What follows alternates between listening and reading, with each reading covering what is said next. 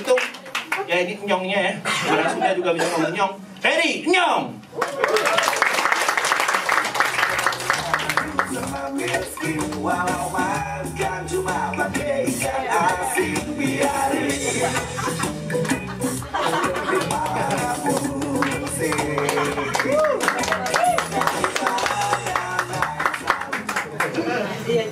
Assalamualaikum warahmatullahi wabarakatuh.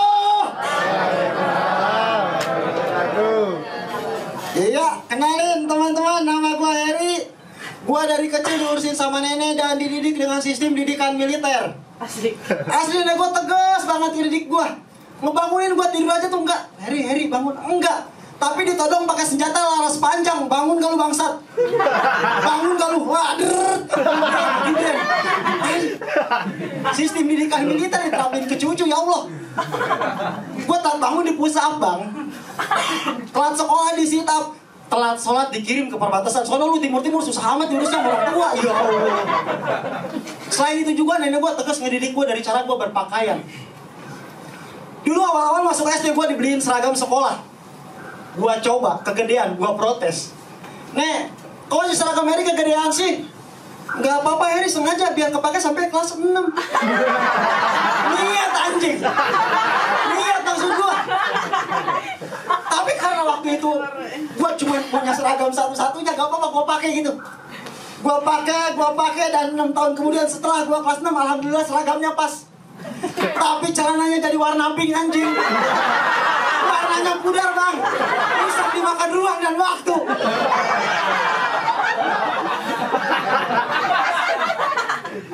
Lulus SD SMP, gue dibeliin seragam juga tapi bajunya doang. Celananya nenek gue minta ke tetangga yang kerja di PKD Komuter Land. Waktu itu gua tahu celana PKD sama celana SMP birunya sama bang. Tapi kan modelnya beda bangsa. Modelnya beda dong. Jadi cuman gua yang sekolah pakai celana kantongnya di pinggir.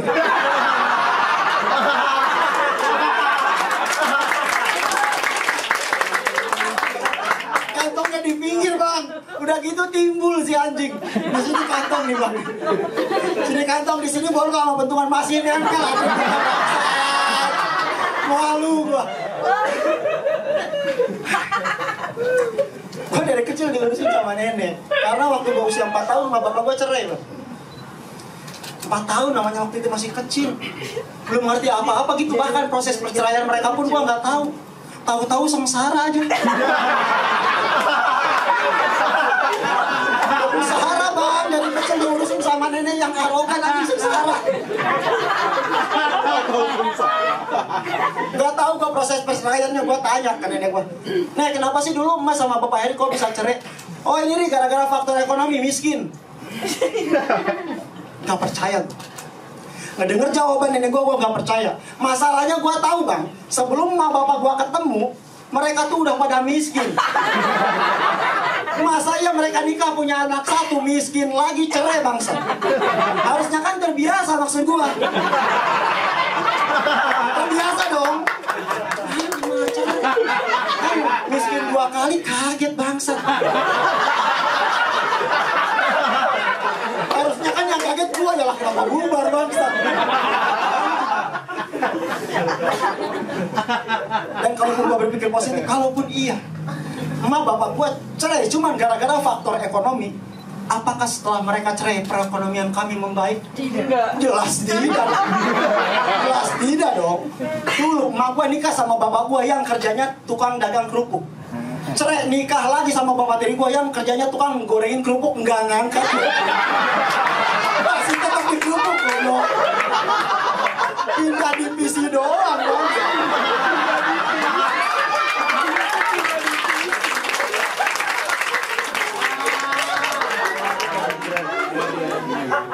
Gak percaya gue sama nenek gue? Fuck you. Akhirnya gue nanya tuh ke emak gue, "Ma, kenapa sih dulu kok emas sama bapak bisa cerai?" "Oh ini nih bapak kamu kabur." "Kenapa kabur?" "Gak kuat sama kelakuan nenek." Ternyata sistem didikan militer Sebelum dia terapin ke gua, ke bapak gua dulu. Makanya kabur gak kuat pendidikan mulu anjing. Gua dengar kabar terakhir bapak gua ada di Timur Timur, emang dulu gak pernah sholat, diusir bang. Diusir sama nenek gua bangsat. Sekarang gua udah tahu semuanya. Emak bapak gua cerai bukan karena faktor ekonomi, tapi karena nenek gua. Tapi gua lebih ke berdamai aja gitu. Gua lebih berdamai karena gua sekarang tahu bahwa yang namanya mau rezeki jodoh itu di tangan Tuhan. Emak bapak gua juga berjodoh itu di tangan Tuhan.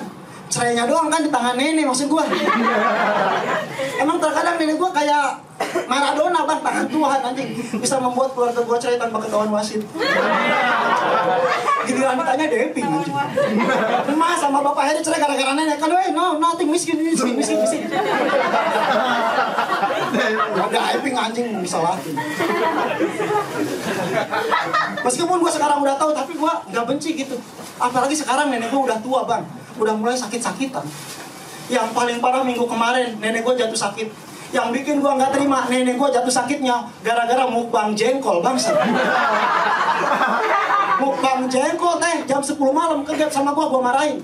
Nenek ini punya penyakit asam urat, nggak boleh makan jengkol, bahaya kan ente dari nembal aja bang. Nembal aja dikasih taunya maksud gua. Dan bener aja, apa yang gua takutkan terjadi. Malamnya nenek gua mukbang jengkol, paginya minta dikerik, siangnya minta dirawat inap. 3 jam teh nggak sadarkan diri ya Allah. Ini gua panik, tetangga gua sampai pada datang ke rumah, hari ini harus buru-buru dibawa ke rumah sakit. Gua langsung cari beca. Gua panggil beca ke rumah gua, nenek gua taikin, gua ikut naik, becanya jalan. Sialnya ketika jalan gua baru ngeh karena panik kan. Ternyata beca yang gua panggil itu yang bawanya udah tua banget, 50 tahun lebih. Maksud gua takut kenapa-napa di jalan bang. Bener aja, di tengah-tengah perjalanan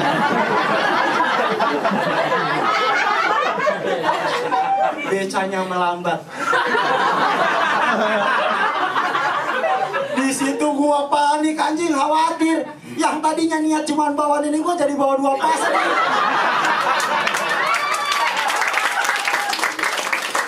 Anjing khawatir banget masa gua yang bawa beca bangsa.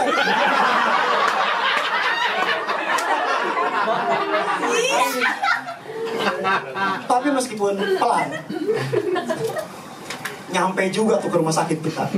Nyampe ke rumah sakit, nyampe di depan UGD. Saat bang rumah sakitnya keluar terus langsung ngomong, maaf deh, aduh gimana ya UGD-nya lagi penuh.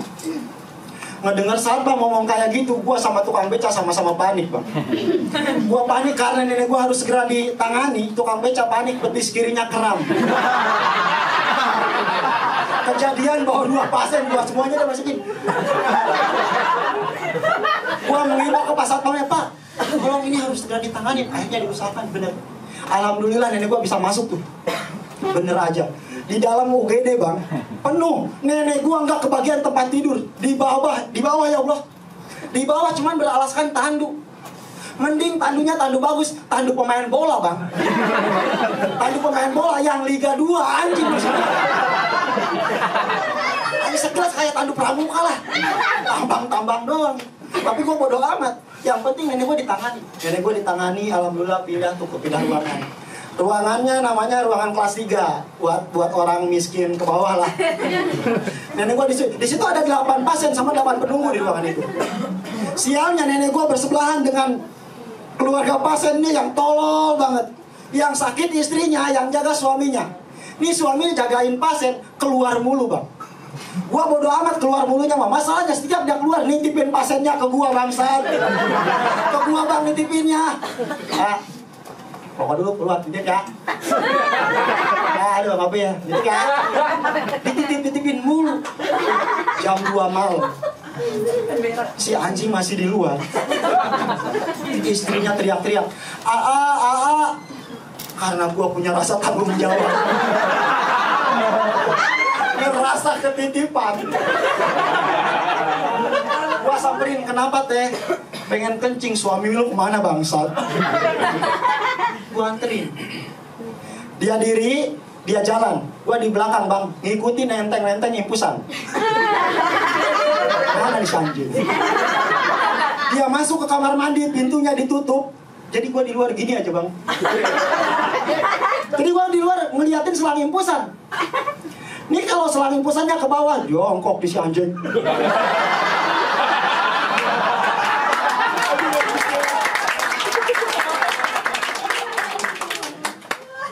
Ini kalau ke atas, wah diri nih. Tapi waktu itu bang, ke atas, ke bawah, ke atas, ke bawah. Jangan push up di dalam kamar mandi, teh. Dia keluar, apa sih? Ribet-ribet orang skot jam. Aja. Kesel banget gua di rumah sakit ngurusin pasien orang. Ngurusin pasien orang gak kerasa, nenek gua sembuh.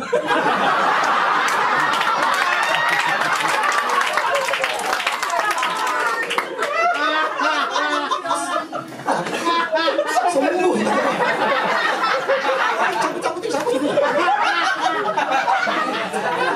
Cuman meskipun nenek gua udah sembuh, di rumah tuh tetap gua yang ngejagain nenek gua, nggak ada lagi. Mengingat nenek gua tuh seorang single parent. Jadi jauh cerai juga sama suaminya bang. Jadi jauh sebelum emak bapak gua cerai, nenek gua dulu. Memang dalam hal perceraian senior belum. Senior. Dia jadi semenjak cerai dia jadi ini punya penyakit ini, fobia keluarga langgeng. Anak-anaknya kayak semua dicerai-ceraiin, cerai. Jadi semuanya cerai. Makanya sekarang gua ngelihat perceraian di keluarga tuh kayak penyakit diabetes turunan aja. Nenek gua cerai, mak gua cerai, mamang gua si Yana cerai, bibi gua cerai, bahkan anak bungsu nenek gua si Kodir nikah punya anak satu cerai juga. Di Provinsi Banten angka perceraian paling tinggi ada di Kabupaten Lebak, di rumah gua 20%.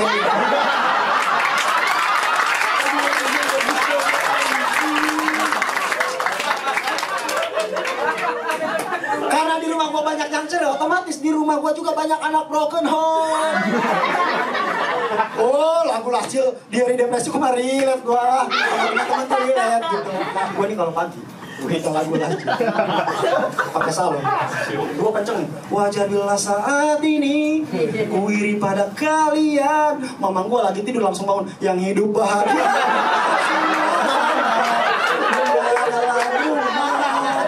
bibi gua lagi nandat hal yang selalu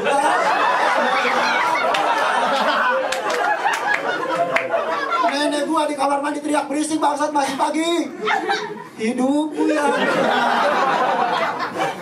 Lihat semua nyanyi tuh kalau pagi. Yang nggak ikut nyanyi cuma si Kodi. Karena dia sama bapaknya cerai mati. Tapi dia kalau sore suka nyanyi juga lagu Ebit G.Ade yang titip ini buat ayah. Ayah dalam hening sepi ku rindu. Nenek gue di kamar mandi teriak, Jarah Kodir. Kamu butuh doa bukan butuh nada.